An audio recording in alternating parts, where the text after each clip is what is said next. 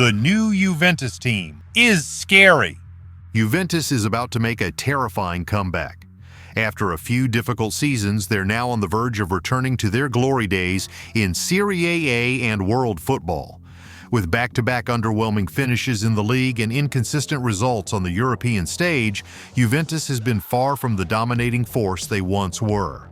However, the club has made one bold move that's set to change everything: hiring Thiago Motta. This is the man who transformed a mid-table club into a Champions League contender. And now he's got one mission: bring Juventus back to the top. But why does Motta have such a huge task ahead of him? Let's dive into how Juventus reached this point and what makes this new Juventus team truly scary. Allegri's legacy and return. Massimiliano Allegri was a fantastic coach for Juventus in his first spell.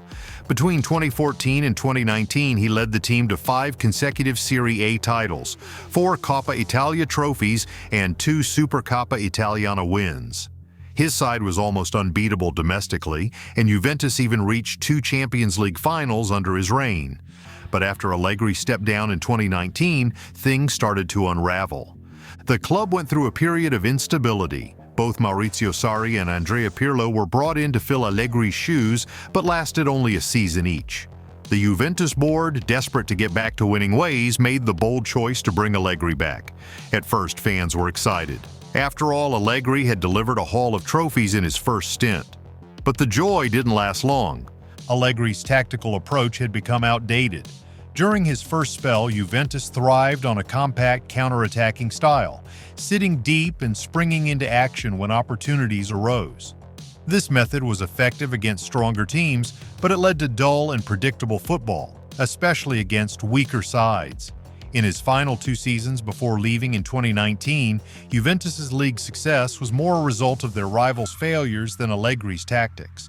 When Allegri returned, fans hoped for a fresh approach, but what they got was a return to the 2017 style of play. Teams like Napoli and AC Milan no longer feared Juventus, and Allegri's once-trusted tactics failed to deliver. In his second spell, Juventus finished 4th and 7th in the league, leading the board to realize that Allegri's time was up. The rise of Thiago Motta. Enter Thiago Motta. Juventus needed a new face with fresh ideas, and Motta was the perfect fit. He was making a name for himself with his impressive work at Bologna, where he led the team to a stunning 4th-place finish and a spot in the Champions League. But what really caught Juventus's eye was his style of play. Motta's football philosophy revolves around possession, high pressing, and quick transitions from defense to attack. His teams control the tempo, maintain high levels of ball retention, and position themselves intelligently on the field. Motta's tactics feature a 4-3-3 formation with a strong focus on midfield control. His system creates central overloads where the striker drops into midfield to form a compact and dynamic structure. Meanwhile, the wide forwards invert and make runs behind the defense, allowing for quick, incisive attacks. Under Motta's guidance, Bologna had an impressive 57.8% possession rate, only behind Napoli. Juventus knew they needed this blend of results and attractive football, especially after suffering a demoralizing 3-3 draw against Bologna, where they had to come back from 3-0 down just to scrape a point. After parting ways with Allegri, Juventus made their move, signing Motta to a 3-year deal, a massive squad overhaul. One of Motta's first big moves was shaking up the squad. Juventus had some talented players, but many of them no longer fit the modern, aggressive football Motta wanted to implement. His squad overhaul began with some surprising decisions. Veteran goalkeeper Wojciech Szczęsny, who had been a crucial part of Juventus's success over 7 years, was released.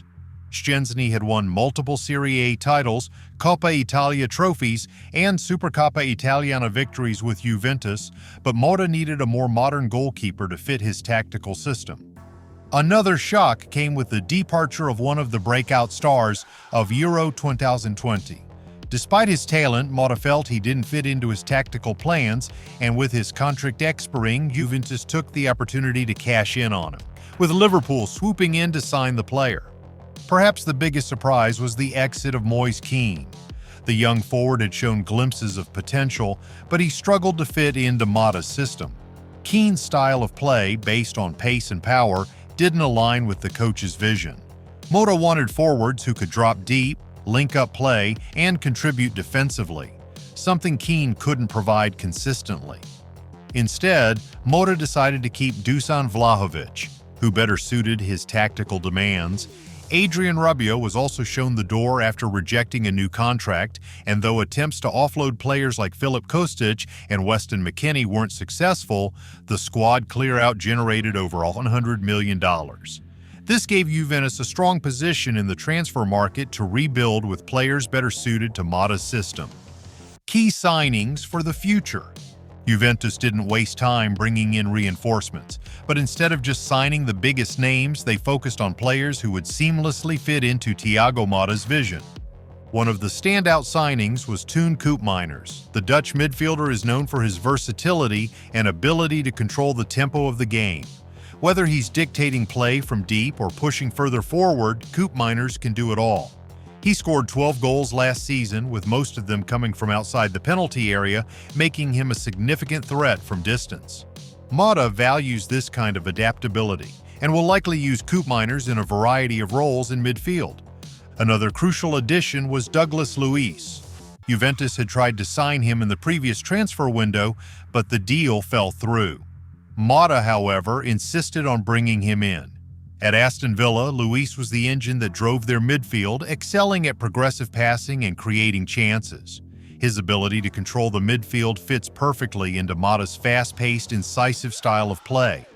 Khéphren Thuram was another smart signing that raised eyebrows at first, but made perfect sense on closer inspection. While Douglas Luiz will likely anchor the midfield, Thuram has the energy and creativity to link the midfield with the attack. At Bologna, Motta often rotated his central midfielders to maximize their potential, and Thuram's dynamic playing style will be crucial to Juventus's success.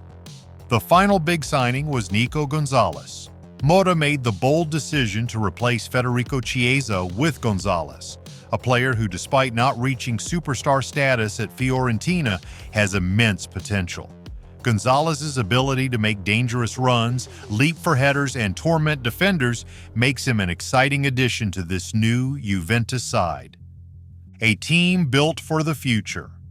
With these key signings and Motta's tactical vision, Juventus looks set to terrorize Serie A and beyond. The new-look team is built around fast transitions, intelligent positioning, and a high-pressing game that's designed to dominate possession. Players like Dusan Vlahovic, who was once the best striker in Serie A, Manuel Locatelli, who shone at Euro 2020, and Gleison Bremer, who's been named Serie A's best defender, are all primed to thrive under Motta's leadership. Motta has already proven his ability to transform teams, having guided a mid-table club like Bologna to a top-4 finish. Restoring Juventus to their rightful place as title contenders should be within reach. But the question remains, can Thiago Motta truly bring Juventus back to their former glory? Only time will tell. What do you think? Will Thiago Motta be the man to lead Juventus back to dominance, or is there still something missing? Let us know your thoughts in the comments below. And if you want to dive deeper into how just one player can turn Juventus into Champions League winners again, click the link right here. Thanks for watching, and until next time, don't forget to like, share, and subscribe for more football content.